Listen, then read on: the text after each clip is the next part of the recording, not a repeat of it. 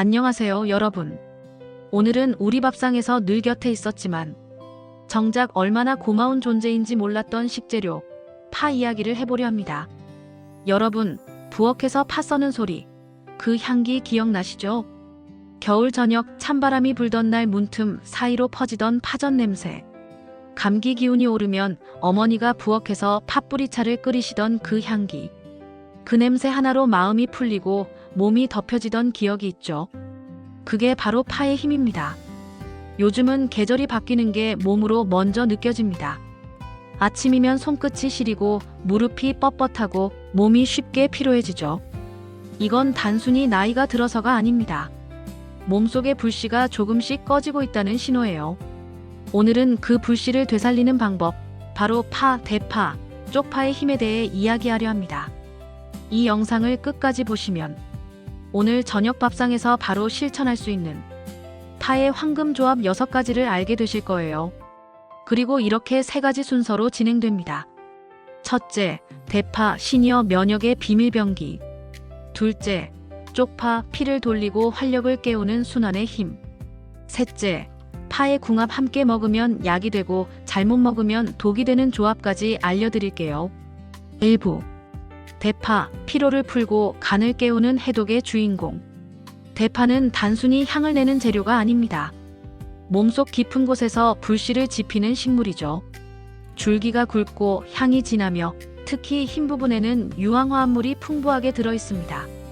이 성분이 바로 몸속 노폐물을 빼내는 해독의 주인공이에요. 그래서 예전 어르신들은 몸이 무겁거나 입안이 썼을 때 대파를 넣은 된장국을 끓이셨습니다. 그건 단순한 민간요법이 아니라 몸의 흐름을 되살리는 지혜였던 겁니다. 나이가 들면 피로가 쉽게 쌓이죠. 밥을 먹고도 피로가 가시지 않고 잠을 자도 개운하지 않은 날들이 많습니다.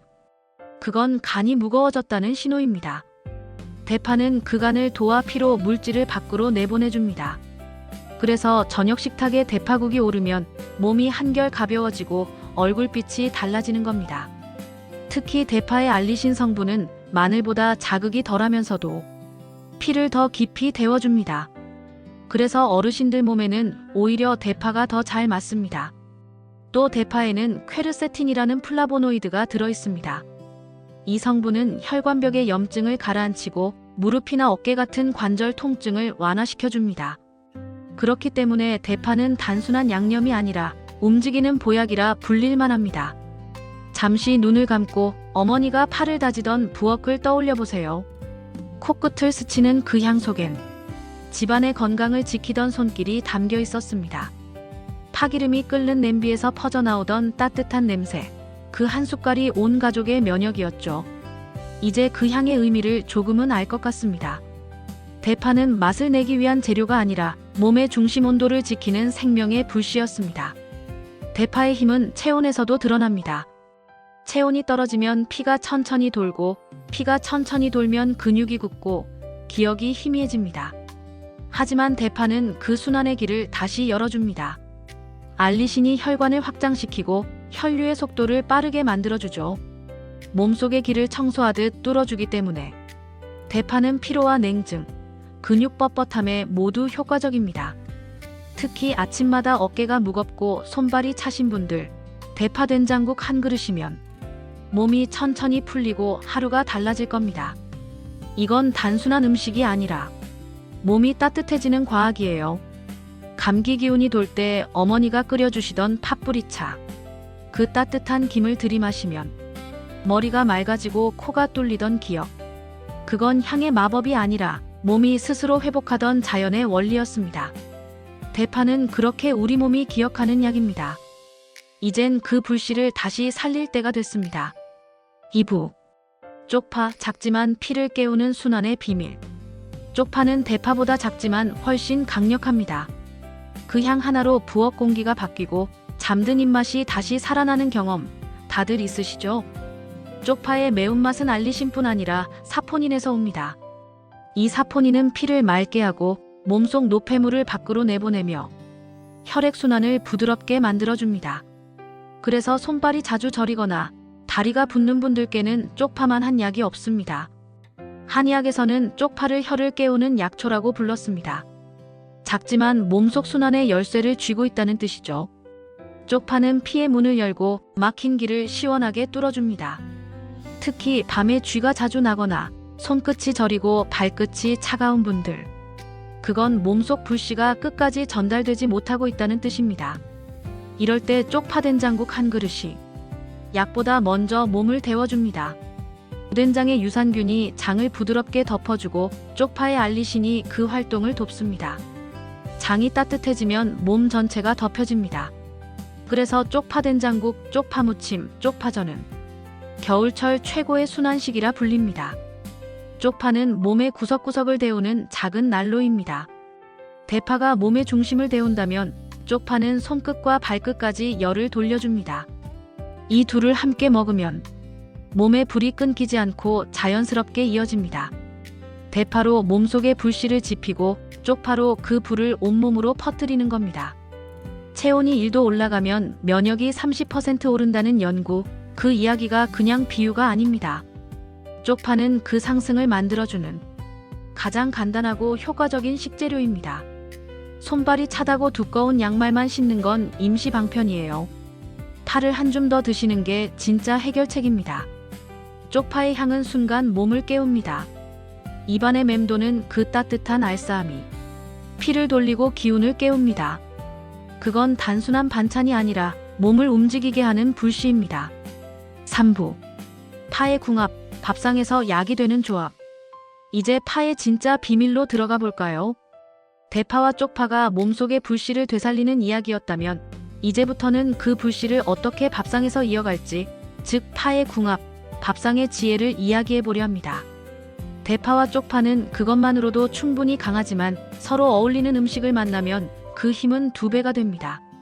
몸이 기억하는 궁합이 따로 있는 법이죠. 첫 번째 궁합은 대파와 달걀입니다.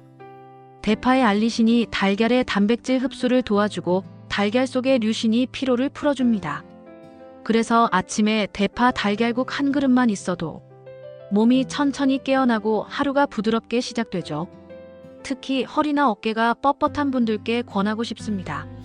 몸의 긴장이 풀리면 마음도 자연스레 가벼워집니다. 두 번째는 파와 두부의 만남입니다. 파의 매운 성분이 두부의 차가운 성질을 중화시켜 속이 냉한 분들에게 꼭 맞습니다.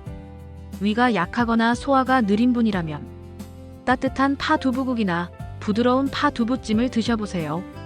입안은 고소하고 속은 편안해집니다. 이건 단순한 음식이 아니라 속을 달래는 처방이에요. 세 번째는 쪽파와 된장입니다. 이건 말이 필요 없는 우리 밥상의 고전이죠.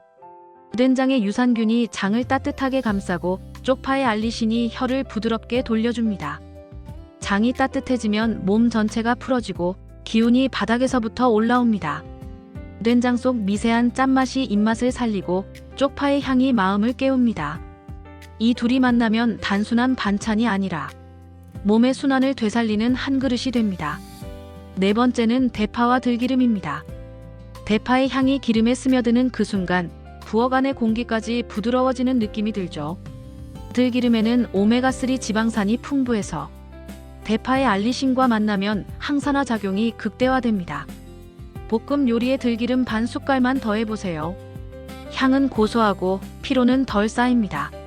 노년층에게 특히 좋은 조합이에요. 몸이 묵직하던 날 파기름의 향 하나로도 기분이 풀릴 겁니다. 다섯 번째는 파와 사과입니다. 조금 의외라고 느끼실 수도 있죠. 하지만 사과의 유기산이 파의 매운맛을 부드럽게 감싸 속이 편안해지고 입맛이 살아납니다. 겨울철 식욕이 떨어질 때 사과를 조금 썰어 넣은 따뜻한 파차를 만들어 보세요. 은은한 단맛이 파의 향과 섞이면서 속이 따뜻하게 풀립니다. 이건 마음이 식은 날에도 어울리는 조합이에요. 마지막 여섯 번째는 파와 미역입니다. 파의 따뜻한 성질과 미역의 시원함이 만나면 혈관이 안정되고 혈압이 조절됩니다. 미역국을 끓일 때 파를 한 줄 더 넣어보세요. 국물이 부드럽고 몸이 편안해집니다. 이건 단순한 맛의 조화가 아니라 몸의 균형을 잡아주는 식탁 위의 약입니다. 이 6가지 조합은 그냥 음식이 아닙니다. 몸의 온도, 피의 속도, 마음의 안정까지 바꾸는 생활 속 처방이자 오래된 의학이죠. 파는 늘 밥상 한켠에 있었지만 그 진짜 역할은 이제야 다시 보이기 시작한 겁니다. 이제 반대로 함께 먹으면 오히려 부담이 되는 조합도 알아야겠죠. 첫째, 파와 꿀입니다. 둘 다 따뜻한 성질이라 몸에 열이 많은 분은 피하시는 게 좋습니다. 달고 따뜻한 음식은 일시적으로 기분을 좋게 하지만 몸의 균형을 무너뜨릴 수 있거든요. 둘째, 파와 쇠고기입니다. 고기의 단백질이 파의 알리신과 반응해 영양 흡수율을 낮춥니다. 쇠고기 요리에 파를 넣을 땐 향을 내는 정도로만 활용하는 게 좋습니다. 셋째, 파와 매운 고추입니다. 둘 다 자극적인 식재료라 위가 약한 분은 속쓰림이 생길 수 있습니다. 자극보다는 따뜻함이 더 오래갑니다. 음식에도 인생에도 그건 마찬가지죠. 이제 밥상에서 파를 어떻게 실천할지 조금 더 구체적으로 이야기해 볼까요? 시니어를 위한 파 실천법. 첫 번째, 하루 한 줌입니다. 국이든 찌개든 파를 한 줌만 더 넣으세요. 그 작은 습관 하나가 몸의 온도를 바꿉니다. 두 번째, 아침보다 저녁에 더 많이 드세요. 밤이 되면 체온이 떨어지고 혈류가 느려집니다. 그때 파가 불씨 역할을 합니다. 저녁국에 파를 조금만 더 넣어도 몸이 따뜻해지며 숙면에 도움이 됩니다. 세 번째, 기름과 함께 익히기입니다. 파는 살짝 익혀야 알리신이 안정되고 몸의 흡수가 잘 됩니다. 파기름을 낼 때는 들기름 반 숟갈이면 충분합니다. 향이 고소하게 피어오르죠. 네 번째, 파의 색을 기억하세요. 흰 부분은 몸의 중심을 데우고 초록잎 부분은 말초 혈관을 부드럽게 열어줍니다. 국에는 흰 부분을, 무침에는 초록잎을 쓰면 균형이 맞습니다. 이 네 가지 단순하지만 꾸준히 지키면 몸이 변합니다.